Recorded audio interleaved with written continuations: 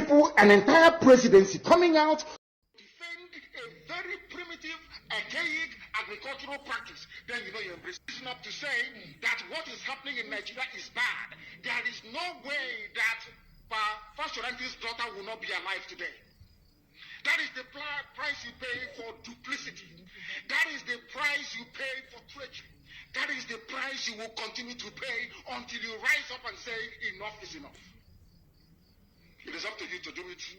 You did it during NSAS. You can do it again. Can you imagine Fulani people telling you, if you remove Fulanis from Yoruba forest, imagine Fulani telling you, if you remove them from your ancestral lands, there will be war, and you are panicking. And you have not asked yourself, why are they not saying something about the East? Why did they not say to Eastern Security Network? Why did they not say to me, if you don't stop evacuating Fulani terrorists from the forest, there will be war? Because they know, they understand psychologically that you don't have what it takes to resist them. Do you know why Borno State is still alive? Why you still have the Kanuri people in Borno today? Was because they resisted the Fulani centuries ago. You have to go back to history to understand how Nigeria came into existence. Fulani has been expanding from day one, from Senegambia. All the way from Senegambia, they've been expanding, and now they are in Okigwe. All the way from Senegambia. They are now in Okigwe. And you're asking us to somehow fold our hands and keep quiet because of 2023, because one idiot is going to come out to become a president. Because of that rubbish, because of that nonsensical notion, we should fold our hands and wait until we are overrun by the Janjaweed from the Sahel. Is that how reasonable people think? Is that how people that wish to survive as a race, is that how they reason? It is very, very shocking that some of you do not understand what the Fulanis have in store for you. Very, very soon it is going to happen. And when it happens, your eyes will clear. And about whom you will see it very clearly. I was warning you in 2014, 2015, 2016. They said he's a warmonger. He's a warmongering. I went to America and I told World Igbo Congress that this war you are avoiding is going to come to your villages. They said, no, it's not going to happen. What is happening today? When Yoruba was supporting the dead idiot called Buhari, did I not warn them that this evil you're supporting will consume you? They never listened. They never wanted to listen. IPOB is a terrorist group. You're trying to divide Nigeria. But Mietiana is not. People that you are calling bandits, have you heard anybody come out to say, please, Buhari, since presidency is there defending terrorists in the forest, why don't you proscribe them? No, you cannot proscribe a Fulani group. Never. And all of you are supporting evil. When there is the proscribed IPOB, proscribed indigenous people of Biafra. These are Yoruba journalists writing junk. Every day they keep writing rubbish. But their land is under siege. Their land is under siege. And the Fulani will take it. They don't take time. So I am here today to encourage them that they must stand tall and be very strong, resolute. That is what Fulani does. They control the media. They have well-paid consultants all over the world doing their bidding for them. They have that woman at UN trying to lobby the world that everything is okay in the zoo called Nigeria. But you and I know that the zoo is not okay. You and I know the game plan of the Fulani. And what are you doing about it? Nothing. Every day you read, you lament, you complain. Every day you read, you lament. And that's all you do. That is all you do. Create more millionaires in 5 years than the internet did. You do. That is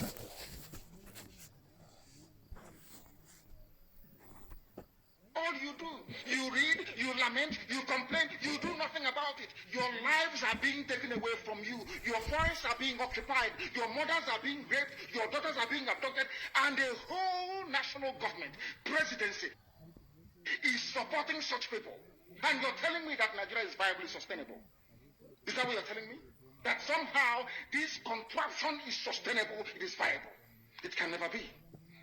Because the more you stay in one Nigeria, the more you are inviting the Fulanis to take over your ancestral lands, to take over your villages, and to make life a misery for you.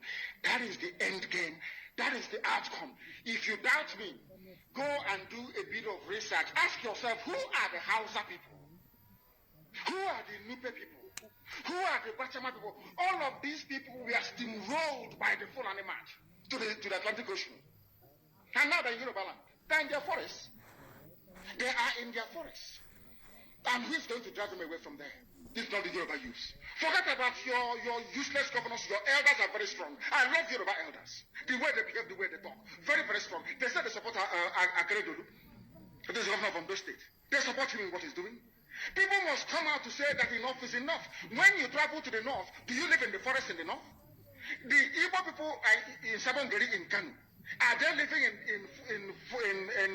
of course it's Hausa land, are they living in the forest? They came to the town, they work very hard, they build houses, they build mansions, they develop the entire place. Is that not what they do? What are Fulani people doing in our forest? Nobody can answer that question. They say that they're pastoralists. I want some of you who have had your breakfast this morning, please go to your fridge or go to where you keep your beverages and you will see pig milk. Pig. Some of us were raised on pig milk. For how many years now? And you keep asking yourself, what is pig milk? Pig milk is mineralized. The same milk that the cows produce in Holland can be produced in the zoo. Tell me the country in the world aspiring to be a member of the UN Security Council where you move cattle from place to place. Are you people well at all? You so-called Nigerians, are you normal in the brain? I'm asking you a simple question. Show me a country that aspires to be in the 21st century moving cattle from place to place. Tell me they're grazing. Which country is that? Please tell me. All of you don't have any shame.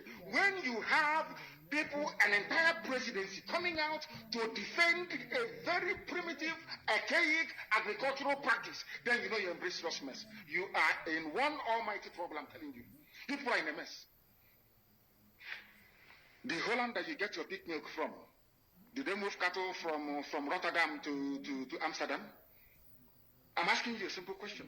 But they produce the pig milk that you're drinking every blessed day. Why can't Fulani produce pig milk in Sokoto? Why can't they produce Carnation milk in Kanu? They have the cattle. Before the white man came, did you see any Fulani in your forest? All these people talking rubbish about movement of cattle and movement of... I'm asking you, before Britain came and handed over Nigeria to Fulani, ask your grandfathers, please, or your grandmothers. Ask them. All this nonsense we are hearing today in this so-called one, I want to tell you the dangers of one Nigeria. All this nonsense you're hearing today about one Nigeria, Fulani in our forest, Fulani in our village. Before the white man came, did you see Fulani moving their cattle all over the place? Did we not have meat to eat? They will answer these questions for you. Because sometimes in Africa we don't reason very well. The way we reason is disjointed. I can't understand for the life of me why instead of them to waste all that money arming and equipping this Janjaweed army Migetiala to come and conquer you and I, why don't they open a milk factory somewhere in the north and bring the milk down south? I'm sure Southerners will buy it. After all, pig milk comes all the way from Holland. Pig milk all the way from Holland. Now you understand it. Because of the way you people reason. Why can't you produce? Is it difficult to produce milk? The same milk that comes out naturally from the udder of the cow. Why can't you put it, can it somewhere, pasteurize it, and send it to people to eat, to drink, or to do whatever with? All over the world, that is what is happening. In fact, they produce so much milk in Europe that they pour it away. Why can't you do the same thing? A whole president claiming they are in the 21st century are supporting a very primitive practice of moving cattle from place. All of you, you're not ashamed of yourselves. You have no shame. As somebody will say, your shame is shaming me. I'm telling you, you people from the zoo, I'm ashamed of your ignorance and stupidity. You people are hopeless, completely hopeless. One day I want you to come and say, we are intellectuals. And you're moving cattle from Kafanchan to Ahoda. You are intellectuals. You are intellectualizing. In the 21st century, you are moving cattle, driving cattle nama from over 300 miles, claiming Yoruba forest is a place for you to be in. You want to relax Yoruba forest. Every Nigerian is free to live anywhere. And do their business anywhere, yes? But when an Igbo man tries to sell beer in Kano, you destroy it. You destroy their businesses, you destroy their hotels, but you can come down to the south and live anywhere you like and grace anywhere you like. And you're telling me that is a country, that is one Nigeria for you? The Fulanis we are talking, they call them the Funa movement. Our attention has been drawn to a decree credited to one Rotimi Akeredolu, asking Fulani people who have occupied some forests in Ondo State to quit. We are also aware of another incident in Oyo State where an illiterate political talk gave quick notice to Fulani people to leave their territories, which are now their irreversible homes. Are you listening? Fulani are now saying that Yoruba forest is now their irreversible homes. They have now occupied Yoruba land in perpetuity. And I want to let my Yoruba friends understand this.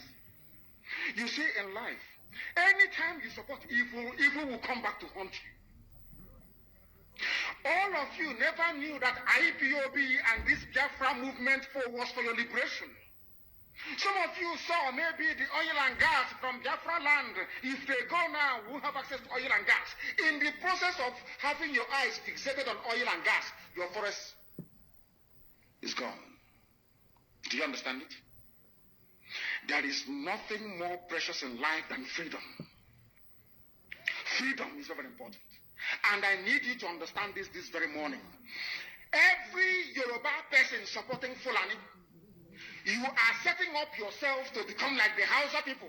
Remember when Hausa was supporting Fulani? We are Hausa Fulani, we are Hausa Fulani. Where are the Hausa people today? I ask you. Where are those Hausa people today? Do you see them anymore? They're saying we are Hausa Fulani, we are Hausa Fulani. Do you see them again today? Do you see them? I'm asking you. No, because Fulani have completely overwhelmed them. It's called emasculation. Completely emasculated them. Look at what they're doing in the East. In the East, they come to the East, I will tell you, oh, you want to be the president or vice? Yeah. They say, give us land for Ruga. They give them land. The soldiers of Kandidi that mock Banda. They've taken it over in forever and ever. Give us land in your state. Hope Usadima prove to us that you are astute. Give us land in Olu. Hope Usadima give them land in Olu. We can go and kill people in Obibo. We can kill for them. How many Fulani governors are prepared to kill bandits? I didn't say normal people. I'm talking about armed, dangerous bandits. How many Fulani governors? Go and read your newspapers, you will see it there. Fulani governors are negotiating with them, giving them arms, giving them vehicles, making sure that their life is no longer a misery. But they come down to the south. They tell you, give us land for Ruga. Go and kill your people to prove to us that you want Nigeria. That was why Obi was talking rubbish. Was talking yesterday or 2 days ago. Supported by the BBC. The problem you people have in Nigeria is this. Your journalists, you see people, Punch newspaper, Tribune, Vanguard, and Nation, they are your second worst enemies. I'm telling you the truth. They can never ever be objective in their reportage. Never, ever, ever. That's why all of you are suffering. But you don't know it. They were the same people used to scuttle the NSAS protest. Of course, some of you went about looking for Indomie in warehouses. Typical black people. Any revolution that is coming now, you must stand very firm. They'll say, oh, you're Igbo. Oh, you're Yoruba. Oh, you're from Urobo. Don't join them. It's our turn in 2023. If you do this, you will scuttle our chances of becoming the president.